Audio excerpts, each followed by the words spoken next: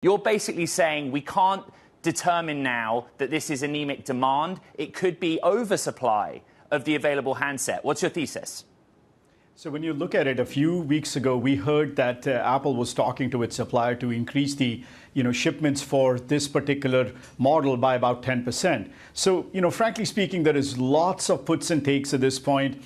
We think it's still too early to basically call this a dud. So we're going to wait for another 30 days, 35 days.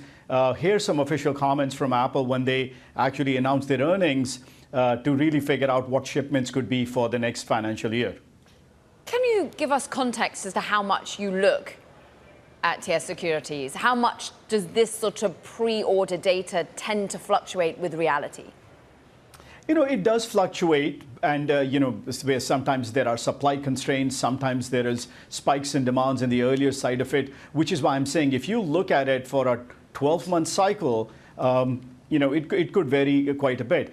Seasonally, the December quarter is the big quarter for Apple, and this is where we could see some jump because of some improvement in China. On the other side, it could go the exact opposite way if China is weak or consumer spending is not very good. So there is so much dependent on the next 30 to 90 days more than just the first 3 days.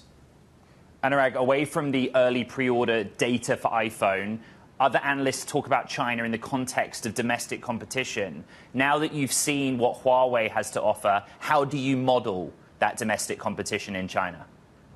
So I would say that if you look at it, there was a big spike in demand because of Huawei releasing its 5G phone. Now, there has been many years since they didn't do that. And then because of that, there was you could say, a pull forward in demand for them of the normal refresh cycle for that particular brand.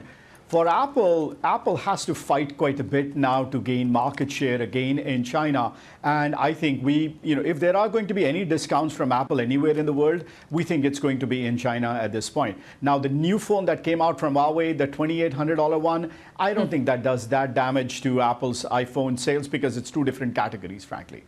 We're seeing weakness in supplies to Apple as well, Anurag, at the moment. What's the next data point? What's the next read we should focus on? I think when the company announces their results and then you will get some official comments as to how those pre-orders are, I think that's far more important at this time. The second thing we want to see is when are the AI features coming out and what kind of buzz is around it, because I think that can change consumer sentiment very quickly if there are cooler things that people can play with the phone, and that can help drive some of the sales as well.